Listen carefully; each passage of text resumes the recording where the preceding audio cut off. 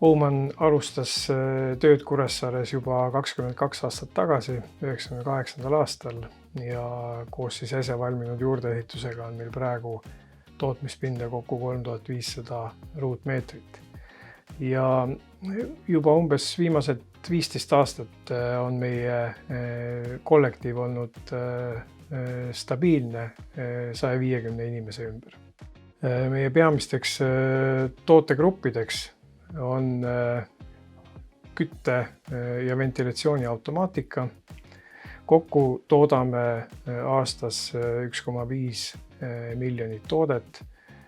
Erinevaid toote nimetusi on meil circa 1000 ja kõik see 1000 toodet pannakse kokku siis materjalidest, mille nimetusi on laos umbes 7000 erinevat.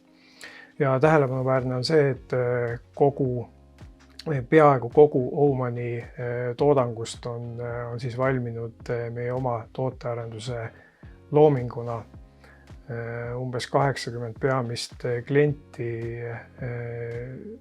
saavad siis nende jaoks kohandatud tooted ja kliendid on meil peamiselt Soomes, Rootsis, Norras, Taanis, Hollandis, Venemaal ja ka Türgis.